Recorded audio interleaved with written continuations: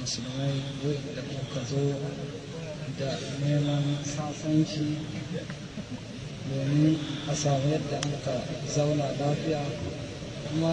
muna godiya da haɗuwanmu, kuma Allah ya ƙara haɗa zukatanmu. Kuma abinda dai zan tambaya a kai, wannan sulhun iyakan Neja kaɗai ne koko a'a gaba ɗaya na tarayya ne,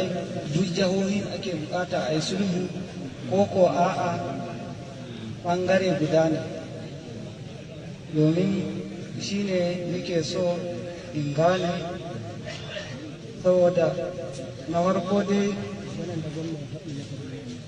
maganan da shi ɗan Rufa'i ke faɗi muna ji a rediyo yana faɗa kaza, shi baya yadda a yi sulhu da shi,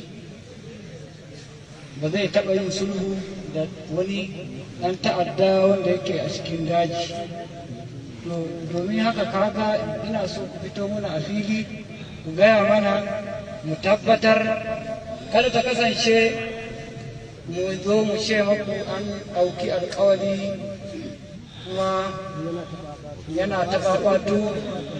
wasu, domin kaga shaɗa yana iya mutum tasiri a zuciyar shi, ko don maganganun da yake faɗi ya je ya aikata abin da bai shanshanta ba. Amma muna bukata a yadda dai muke gani, a yadda dai a tunaninmu, idan dai da amincewa kun yarda za a yi sulhu, mu ma wa'inda Allah ya ɗora mu shugabanni a cikin daji, mun sani Allah ya ɗora mu ne ba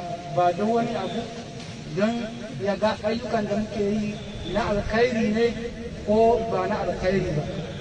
Kuma mun sani cewa duk abin da mutum ya aikata a duniya, in na alkhairi ne ba na alkhairi ba, shi ne zai gani. Domin haka muna fata ta kasance duk abin da muke yi ta kasance na adalci ne, saboda akwai mutane da yawa dai, kamar dai ni yadda mutane sun san sunana da yawa dai a duniya,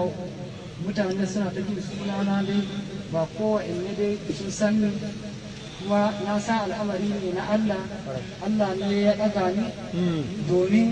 kuma ya ga abin da zai yi a duniya, ko ba haka ba? To kuma ni fata na ta kasance dai duk abin da zai yi a duniyan nan na alkhairi, kada ta kasance zan aikata abubuwan da bai cancanta ba,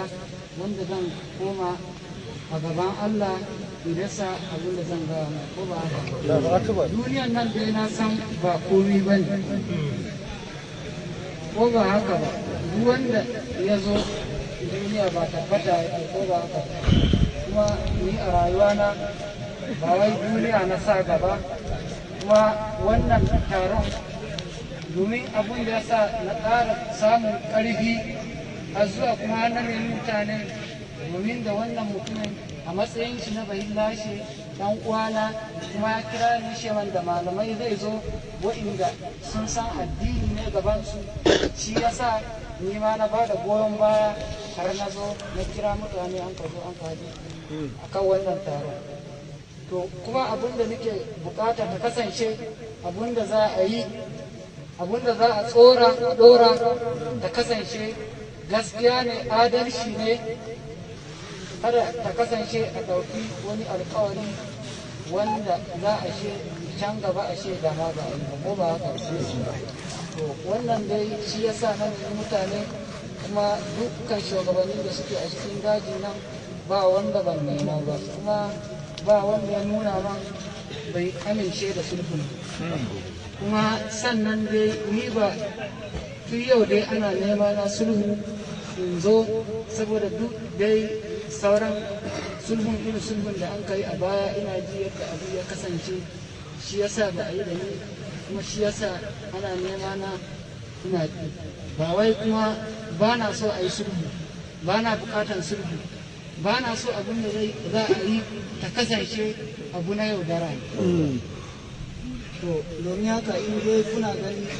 za ku iya ɗaukan mataki za ku yi magana a wajen gwamnati ta kasance waɗannan 'yan bangan